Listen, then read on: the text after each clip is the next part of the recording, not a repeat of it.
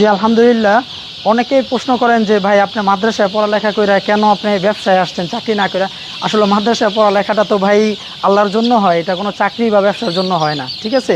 এটা আল্লাহকে রাজি খুশি করার জন্য পড়ালেখা করছি। বাকি ব্যবসায় হলো আল্লাহ তাআলা 10 ভাগের ভিতরে 9 ভাগ রিজিক আল্লাহ তাআলা ব্যবসার ভিতরে রাখছে, এই জন্যই ভাই ব্যবসাতে আসা। তো আলহামদুলিল্লাহ, যদি আপনি হালাল পথে ব্যবসা করেন আল্লাহ তাআলা রিজিক অনেক ভালো দেয় আলহামদুলিল্লাহ, তার যদি নিয়ত পরিষ্কার থাকে। এই জন্যই ভাই আমার ব্যবসাতে আসা। আলহামদুলিল্লাহ দিনের কাজও করতে পারতেছি, ব্যবসাও করতে পারতেছি, দুটোটাই করতে পারতেছি। তো আমাদের মাদ্রাসায় পড়ালেখা করি বা যেখানেই পড়ালেখা করি, আপনি স্কুল কলেজে পড়ালেখা করেন, ঠিক আছে, আপনি ব্যবসা তো অবশ্যই হালাল জিনিস, আপনি ব্যবসা করতেই পারেন স্বাভাবিক, ঠিক আছে। এবং কি ব্যবসাটাই ভালো, আমরা যদি সফলতা অর্জন করতে চাই তাহলে ব্যবসাই করতে হবে, চাকরির চাইতে ব্যবসাটাই বেস্ট। আমার এখানে প্রায় আপনার 6000 মুরগি আছে। তো আলহামদুলিল্লাহ আমার আরও সেট মিলে প্রতি মাসে জিরো বাচ্চা 40-45 হাজার বাচ্চা আমি মোটামুটি উৎপাদন করতে পারি। এক মাসের বাচ্চা 10-15 হাজারের মতো উৎপাদন করতে পারি।